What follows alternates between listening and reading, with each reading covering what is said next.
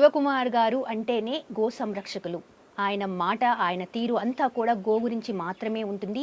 Go మీద ఆయనకు అంత ప్రాధాన్యత ఉంది అనేది అయితే స్పష్టమైతే మీరు యుగగళం, Yuga Tulasi founder at the same time మీరు పార్టీ పెట్టారు. దట్టు వారణాసిలో పోటీ చేయడానికి వెళ్తున్నారు. ఏంటి రీజన్? ఎందుకు వారణాసి? నేను చెప్పాను కదా ఇంతకుముందు, ఇది రాజకీయ కోణంలో పరిష్కరించవలసినటువంటి సమస్యగా మారిపోయింది. హిందువుల మనోభావాలను దెబ్బతీస్తున్నటువంటి ఒక వర్గాన్ని కొమ్ముగాస్తున్న ప్రాంతీయ పార్టీలు ఒకవైపు ఉంటే, దేశవ్యాప్తంగా హిందుత్వాన్ని రక్షించడం కోసం మేము ఉన్నామని చెప్పుకున్నటువంటి భారతీయ జనతా పార్టీ వారు గో రక్షణ, గో సంరక్షణ పైన మాట్లాడడం లేదు. మిగతా పనులన్నీ చేస్తున్నారు, దాన్ని నేను యాక్సెప్ట్ చేస్తా. కానీ ఫస్ట్ ప్రయారిటీ ఇదే కదా. ఈరోజు రామ మందిరం కట్టించిన ఫస్ట్ గోమాత వచ్చి ఆ రాముని దర్శించుకున్న తర్వాతనే మనకు దర్శన భాగ్యాలు కల్పిస్తారు ఆ భగవంతుడు. ఇల్లు కట్టుకున్నా, గోపరేషన్ చేసినా గోమాత రావాల్సిందే. సో ఫస్ట్ ఎంట్రీ గోమాత, గోవు ఉండాలి. గోవు లేనిది అసలు ఏమీ లేదు. అలాంటి గోవుని ఈరోజు ఎక్కడో వెనకకు పడేసిండ్రు. దాన్ని ముందుకు తీసుకురావాలంటే మేము వారణాసికి పోయేటువంటి పరిస్థితి ఏర్పడ్డది. అంటే నరేంద్ర మోడీ గారు చెప్పిన మాటలే ఈరోజు వారణాసిలో మేము చెప్తాం. వీడియో ప్రజెంటేషన్ చేస్తాం, పవర్ పాయింట్ ప్రజెంటేషన్ చేస్తాం. మోడీ గారు ముఖ్యమంత్రిగా ఉన్నప్పుడు గోహింస గురించి ఏం మాట్లాడారు, 10 సంవత్సరాల ఇన్ని గోవులను చంపేసిన తర్వాత కూడా ఎందుకు మాట్లాడతలేడు, ఆయన మన్ కీ బాత్ ఏందో తెలవాలి కదా మనకి.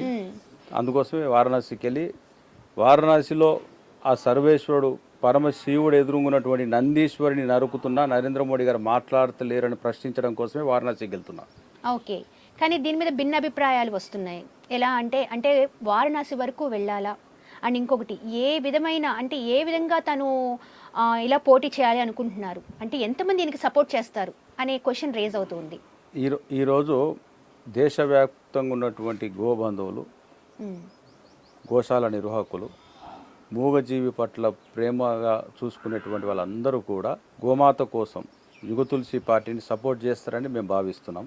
ఒకటి, స్వామీజీలు అందరూ సంతకాలు పెట్టినటువంటి పత్రం తిరుమల తిరుపతి దేవస్థానం ఆనంద నిలయంలో అఖిలాండ కోటి బ్రహ్మాండ నాయకుడి పాదాల చెంత దగ్గర పెట్టినటువంటి పత్రాన్ని నేను ఈరోజు వారణాసిలో ఉన్నటువంటి కాశీ విశ్వనాథ్ టెంపుల్కి తీసుకెళ్ళి ఆ పరమశివుని దగ్గర సమర్పించి, ఇది దేశవ్యాప్తంగా ఉన్న స్వామీజీలు సంతకాలు పెట్టి నరేంద్ర మోడీ గారికి పంపించారు. దీనిపైన మీరు మాట్లాడని అడుగుతాం. ఈ ప్రశ్నలకి నరేంద్ర మోడీ గారు జవాబు చెప్పాల్సినటువంటి పరిస్థితి ఏర్పడుతుంది. ఖచ్చితంగా గోవుకి మంచి రోజులు వస్తాయని చెప్పేసి ఒక ఆశతోని మేము వారణాసిని ఎంచుకోవడం జరిగింది. ఖచ్చితంగా ఇది ఒక రూపం దాల్చుకుంటుందని చెప్పేసి మాకు నమ్మకం ఉన్నది. ఎందుకంటే మా వెనక ఉన్నది గోవిందుడే, మమ్మల్ని నడిపిస్తుంది కూడా గోవిందుడే. సో అలాంటి వెంకటేశ్వర స్వామి నమ్ముకొని వెళ్తున్నాం పరమశివుని దగ్గరికి. మేము ఈ భారతదేశంలో కరపాత్రి మహారాజ్ పుట్టినటువంటి జన్మస్థలం వారణాసి. వారు చేసినటువంటి గో ఉద్యమం భారతదేశంలో ఇంతవరకు ఎవరు చేయలేదు. లక్షలాది మంది, దాదాపు ఒక 10 లక్షల మందితోని ఢిల్లీకి వారు బయలుదేరి వెళ్ళారు. దేశవ్యాప్తంగా గోహింస జరుగుతుంది, ఆపాలని ఇందిరాగాంధీని అడిగినప్పుడు స్వామీజీల మీద కాల్పులు జరిపించి కొన్ని వేల మంది స్వామీజీలు చనిపోయారు. సో ఇంత విధ్వంసం జరిగినాక కూడా ఇంతమంది ప్రధానమంత్రులు వస్తున్నారు పోతున్నారు, కానీ గోమాతకు మాత్రం మంచి జరగడం లేదు. కాబట్టి వారణాసిలో త్వరలో జరగబోతున్నటువంటి ఈ లోక్సభ ఎన్నికల్లో తెలంగాణ నుండి నేను వారణాసికి వెళ్ళి నరేంద్ర మోడీ గారి పైన పోటీ చేయడం అంటే, ఒక దేశ ప్రధాని నరేంద్ర మోడీ గారికి ఆ గోమాత మైండ్లోకి వెళ్ళి నేను గోవుని జాతీయ ప్రాణికి ప్రకటించడంలో నాకు ఎటువంటి ఇబ్బంది లేదు, త్వరలో ప్రకటిస్తానని ఒక మంచి మాట వినాలని ఆ భగవంతుని ప్రార్థిస్తూ వారణాసికి వెళ్తున్నా. సో ఎప్పుడు రాజకీయ నాయకులు ఎప్పుడు మాట్లాడతారంటే, వాళ్ళ ఓటు ఎక్కడైనా దెబ్బ తగులుతుంది అన్నప్పుడు వాళ్ళు ఒక మెట్టు దిగుతారు తప్ప, ఎంత ప్రాధాన్యపడినా కూడా వాళ్ళు చేసే పరిస్థితి కనపడటం లేదు. ఎన్ని రిప్రజెంటేషన్ మెయిల్స్ చేసినా, 543 మంది ఎంపీలకు మెయిల్ చేశాం యుగ తులసి ఫౌండేషన్ నుంచి, నో రెస్పాన్స్. బాబా రామ్దేవ్ బాబా గారు సంతకం పెట్టి పంపించారు, రెస్పాన్స్ లేదు. కంచి పీఠాధిపతులు విజేంద్ర సరస్వతి గారు వారు పంపించారు, నో రెస్పాన్స్. ఇలా చాలామంది, జయేంద్ర సరస్వతి గారు, శృంగేరి పీఠము, దేశంలో ఉన్నటువంటి పెద్ద పెద్ద పీఠాధిపతులు అందరూ సంతకాలు చేసి నరేంద్ర మోడీ గారికి పంపిస్తే ఇంతవరకు నో రెస్పాన్స్. సో ఈరోజు డైరెక్ట్ ఎలక్షన్ రూపంలో వెళ్ళి ఓటు రూపంలో మాకు గోమాతకు ఒక ఓటేయండి అని అడగడం వల్ల అటనైనా స్పందిస్తారని చెప్పేసి ఒక ప్రయత్నం. ఓకే. సో ఈ ఎలక్షన్ని వారణాసిని ఒక వేదికగా వాడుకొని మేము పనిచేస్తున్నాం. ఓకే. అయితే ఇప్పటి వరకు ఎంతమంది అభ్యర్థులు ఖరారయ్యారు? ఉభయ తెలుగు రాష్ట్రాల్లో తెలంగాణలో 17 పార్లమెంట్ స్థానాల్లో మేము క్యాండిడేట్స్ పెడుతున్నాము. ఓకే. హైదరాబాద్ పార్లమెంట్గా ఒక తివారి అని చెప్పేసి అతను పురోహితుడు, నేను గోమాత కోసం నిలబడతా అంటే వారికి ఇచ్చాము. అదేవిధంగా సికింద్రాబాద్ నుంచి కూడా ఇంకొక నామినేషన్ కూడా వేయాలని మన వాళ్ళు అంటున్నారు. నన్ను వారణాసిలో ఒకటి, సికింద్రాబాద్ నుంచి అని ఇంకా నిర్ణయం తీసుకోలేదు. సో ముందుగా ఎవరైతే మంచి గోభక్తులు ముందుకు వచ్చి వాళ్ళు గోమాత కోసం గట్టిగా ప్రచారం చేస్తారో వాళ్ళకి ప్రయారిటీ అని చెప్పేసి ఆగాను. First priority Varanasi. నేను ఈరోజు వారణాసి కూడా బయలుదేరి వెళ్తున్నా కొద్దిసేపట్లో ఈరోజు. సో ఆంధ్రప్రదేశ్లో అయితే ఉదయగిరి, నెల్లూరు జిల్లా నుంచి ఉదయగిరి, అదేవిధంగా ఆత్మకూర్, కర్నూలులో నుంచి కోడుమూరు, ఈ 3 నియోజకవర్గాల అభ్యర్థులని పెట్టడం జరిగింది. వాళ్ళు ఆల్రెడీ ప్రచారం చేస్తున్నారు. షెడ్యూల్ వచ్చిన తర్వాత మిగతా అభ్యర్థులందరినీ కూడా కంప్లీట్ చేస్తాం. 175 అసెంబ్లీ, 25 పార్లమెంట్ ఆంధ్రప్రదేశ్లో పోటీ చేస్తాం. మాకు ఇంకొక నేమ్ వినిపిస్తుంది, చిన్నజీయర్ స్వామి. చిన్నజీయర్ స్వామి కాదు, పరిపూర్ణానంద స్వామి. సారీ, చిన్నజీయర్ స్వామి గారు కూడా వస్తే మంచిదే. నిజం చెప్పాలి అని అంటే మీరు అనుకున్న ప్రయత్నానికి చిన్నజీయర్ స్వామిని కూడా రావాలి. ఎందుకంటే చిన్నజీయర్ స్వామి వారు యుగ తులసి నిర్వహించినటువంటి గోమా గర్జనలో ఎన్టీఆర్ స్టేడియంలో వారు ప్రతిజ్ఞ చేశారు వెంకటేశ్వర స్వామి ముందు ఇట్లా చేయబెట్టి. ఏమనేది, గోహింస ఆగాలని, గోహత్యలు ఆపాలని, కబీలాలు మూసివేయాలని, గోవుని జాతీయ ప్రాణిగా ప్రకటించాలని చెప్పేసి చిన్నజీయర్ స్వామి గారు ఇలా చేయబెట్టి ప్రతిజ్ఞ చేశారు. మరి చిన్నజీయర్ స్వామి వారు వెంకటేశ్వర స్వామికి ఇచ్చిన మాట నిలబెట్టుకోవాలంటే చిన్నజీయర్ స్వామి గారు కూడా ప్రశ్నించాల్సిన అవసరం ఉన్నది. యాక్చువల్గా నరేంద్ర మోడీ గారు చిన్నజీయర్ స్వామి దగ్గరకు వచ్చినప్పుడు వారికి వినతి పత్రం ఇచ్చాను, సంతకాలు పెట్టినటువంటి స్వామీజీ పత్రం. కానీ మరి వారు ఎందుకు అక్కడ ఆయన తయారు చేసినటువంటి అదంటే మన విగ్రహం ఆ సబ్జెక్ట్ గురించి తను ఎక్స్ప్లెయిన్ చేయడంలో బిజీ అయ్యింది తప్ప గోమాత గురించి చెప్పడంలో మర్చిపోయాడు ఆయన. చిన్నజీయర్ గారికి గోమాత గురించి ఎంత ఫోకస్టిక్గా ఉన్నాడో, ఎంత కాన్షియస్గా ఉన్నాడు అనేది నాకు ఆ రోజు తెలిసిపోయింది. సో ఆయన ప్రతిజ్ఞ చేసిన ప్రకారం ఆయన నిలబడలేదు.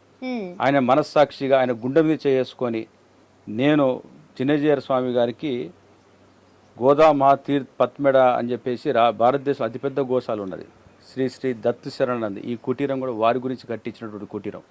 ఇప్పుడు మనం కూర్చున్న స్థానం కూడా అక్కడ వాళ్ళ బోర్డు కూడా ఉంటుంది వారిది.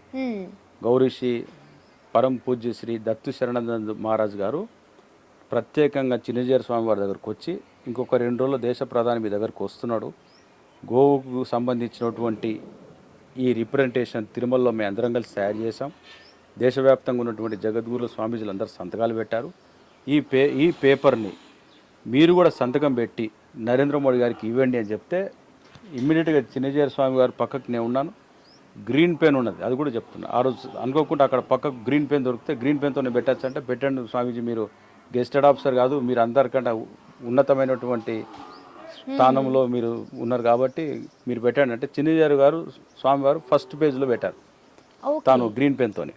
పక్కన రామేశ్వరరావు గారు దానికి సాక్ష్యం, మైమో రామేశ్వరరావు గారు ఉన్నారు. వారందరి ముందు సంతకం పెట్టి పద్మేడ మహారాజు గారు ఇది తిరుమల దేవస్థానం స్వామి పాదాల కాడ పెట్టిన తులసి దళం కూడా ఉంది అందులో.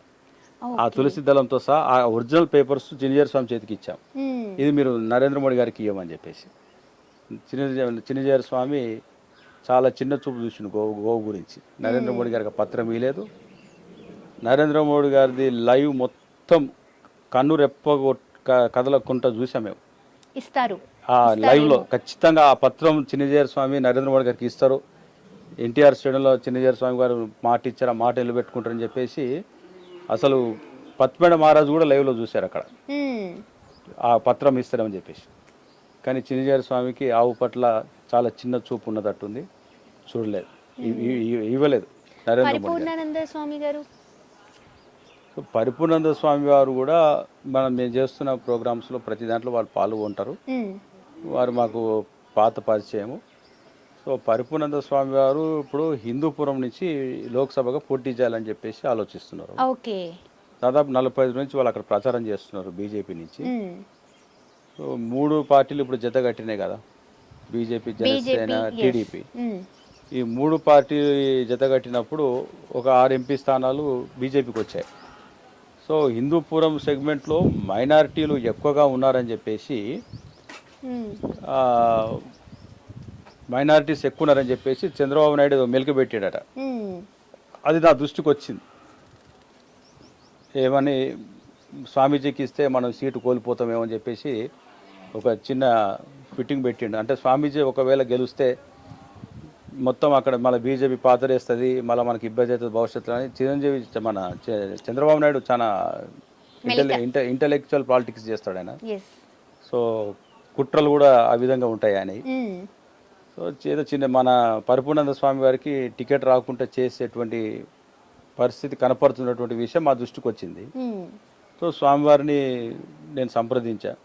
స్వామి మీరు వచ్చి మా పార్టీ గుర్తు రోడ్ రోలర్, మీరు బండి నడిపితే బాగుంటుంది, మనం భవిష్యత్ తరాలకు ఒక మంచి మార్గం వేసిన వాళ్ళం అవుతాం, మీరు నిలబడితే బాగుంటుందంటే వారు ఆలోచించి నేను ఒక మంచి నిర్ణయం చెప్తా, ఖచ్చితంగా మనం ముందుకు తీసుకెళ్తామని వాళ్ళు సానుకూలంగా స్పందించారు. సో ఇవాళ రేపట్లో క్లారిటీ వస్తుంది అక్కడ.